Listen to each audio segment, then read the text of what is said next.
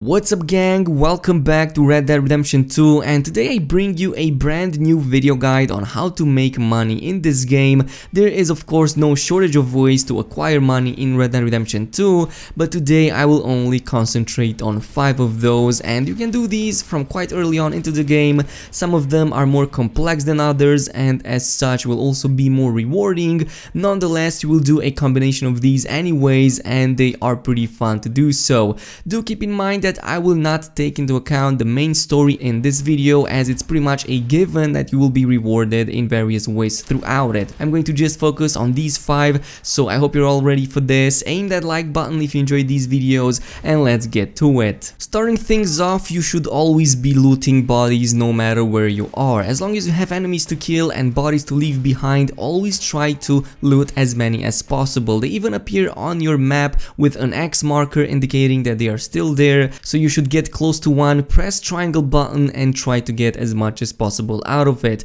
Most of the times you'll be getting stuff like money, valuables such as trinkets or even consumables, and it's definitely worth it to do it, and it will eventually pile up once you start killing thousands and thousands of people, and you will be definitely doing that by the end of the story. But what I want to mention here is that you should most probably combine this with gang hideouts, as they are probably some of the best early on places you can find money and valuables to sell, and it's especially useful because you won't get in trouble with the police. They oftentimes are other bandits that are also being searched by the law, and you're most probably going to do them a favor. Also, since they are in secluded areas outside of towns and other pesky witnesses, you'll have an easier time killing everybody and going out unnoticed. The best course of action here would be to find enemy camps. The bigger the better, as the rewards will also be better. Take everyone down, loot every single body inside of them, and once that is done, also move inside in case they have structures or tents and so on, which themselves can also hold various valuables. Oftentimes you will even find certain types of weapons being hidden in them, so it's definitely going to be worth it to you, because that's basically a free weapon to you that would otherwise cost anywhere between $25 to a few $100. Moving on to the other side of the law, after you enter chapter 2 of the main story, you'll get access to the entire map, including towns and cities. Inside every major town there will be a sheriff's office with bounties you can get from it. These can be done starting quite early into the game, and the payout can vary anywhere between $25 to $100 in smaller cities to over $100 in bigger ones such as Saint Denis. Do note that some of the bounties will require you bring in that person alive, so it can be questioned by the authorities, case in which the full bounty will only be paid to you if you meet that condition. Luckily enough, most of the times this should be easy, and the way the bounties are set, they will oftentimes give you the opportunity to bring in someone down in non-lethal ways, such as for example tying them up with your lasso or immobilizing them after a fist fight. But yeah, if the bounty reads alive, it's most probably not going to be as dangerous, and it will definitely give you plenty of ways to immobilize said target. On the other hand, other bounties might read dead or alive, case in which it doesn't matter if you bring in the target alive or dead, and I will most probably suggest here for you guys to just bring in the target dead, as it's much easier to deal with. You just pop in, kill all of the targets including the one that is wanted by the bounty, load it on the backside of your horse and then bring it back to the sheriff's office. And this is pretty much all there is to bounty hunting. It's pretty straightforward, it's pretty easy. It even gives you the places and the location on the map where you can find your bounties, and the best part of this is that they are repeatable. So every town has repeatable bounties. I think they are pretty much on a daily basis or at most a couple of days, so every time you go to sleep and wake up you will find a bounty, or if you don't, the next day you will most probably find another one inside the sheriff's office. So it's pretty cool, it's pretty fast, and I think early on this is most probably the best one you can do. Coming up at number 3, you most probably noticed that inside of your satchel there is a valuable section holding a number of items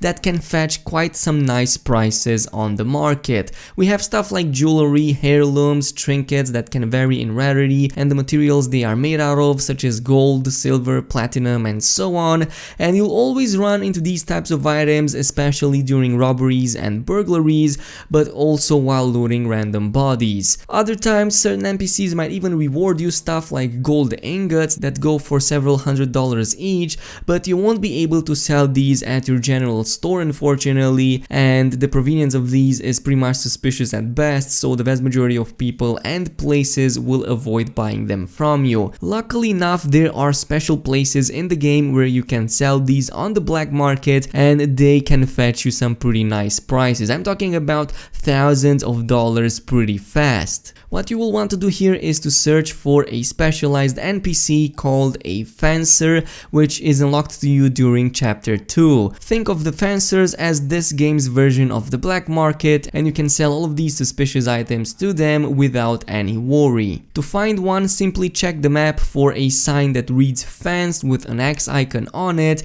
and you will most probably find one really close to roads, somewhere in the northern region of it, and there is also one in Saint Denis, probably more on the map, but so far these are the ones that are available to me, and I have made a huge profit from selling valuables to fencers. I'm talking about over $1,000 in the beginning hours of the game, so it was definitely worth it, and you will always have valuables in your inventory to sell. That's why you'll most probably want to go to these fencers and sell all of the valuables you are able to find. But speaking of black market and shady businesses, oftentimes you'll find out that your local family business might hold some very dark secrets.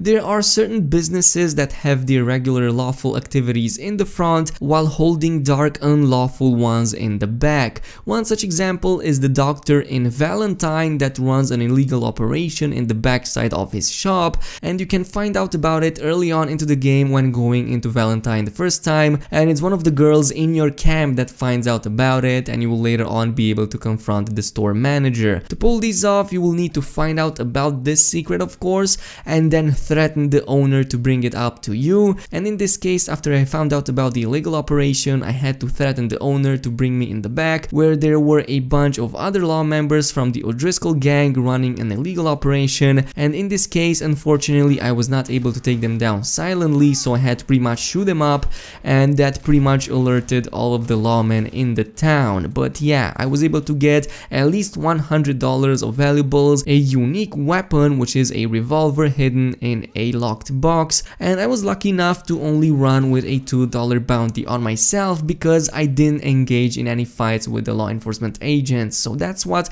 I will suggest you guys do as well. Simply make your way out, jump on your horse and run as fast as possible. But moving on, we have a couple of straightforward but also illegal methods that will also be very rewarding to you. Here, of course, I'm talking about robberies and burglaries. Robbing people is as easy as pulling out your gun and pressing the triangle button, but you will find this to be highly inefficient. It can also make people fight back and shoot you back, and oftentimes the payout is very small, almost insignificant, especially in the smaller towns where all people are poor.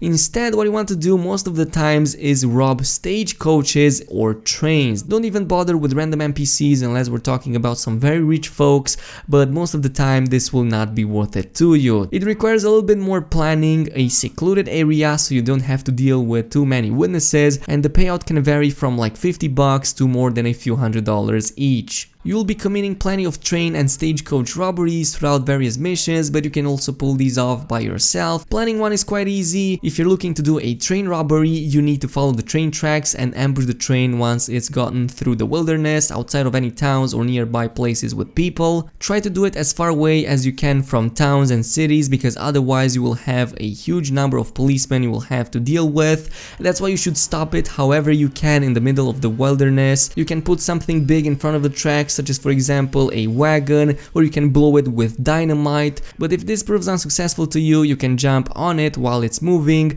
making your way to the front and then stop it there. But of course you will also have to kill a bunch of people. Once you're on it, there are a few options opening up to you. You can first rob people and make quite a lot of money in the process, as there are at least a few dozen of those in every train. But you can also go ahead and steal the valuables from the compartment area, which most of the times seems to be guarded. So what I suggest you guys do here is go in silently, take those folks down, take those guards down. In this case, I would suggest you using your knife, getting close to them and then ambushing them or executing them. Once that is done, go ahead and steal all the valuables you can inside of the boxes, inside of the locked boxes, or just sitting randomly in the luggage area, and you will definitely find a lot of valuable belongings from people, as well as money in case the train transports money for some reason. But yeah, it's also going to be very good, and the reward here can be a few $100s at ease. Robbing a stagecoach goes pretty much similarly, but with less people involved. Stagecoaches are basically wagons with bank valuables in them, such as for example money, and it's pretty much dragged by 4 horses and typically guarded by other gunmen. So you'll have to be careful, ambush them in a secluded area, take everybody down without leaving any witnesses behind, and once that is done, move on to the back and just steal all of the belongings. In one stagecoach robbery I was doing, I was able to get $600 with ease. Finally, in this category we also have burglaries, as in breaking in people's houses at night and stealing valuables from every single drawer, cabinet or table you find in front of your eyes. During nighttime, most of the NPC activity is much reduced, you are also harder to detect, and most homeowners will also be sleeping in their beds. What I suggest here is to first scout the house that you want to burglarize, and the richer it is and the bigger it is, the better the rewards will be. You can sneak at windows and peek inside of the house to see if there's anybody inside still awake. Once the coast is clear, you can go inside and start rummaging through their valuables. Do pay attention to not make too much noise, that's why I also recommend you crouch and move in as silently as possible, and you can even steal from a drawer or cabinet while someone is sleeping behind you on his bed.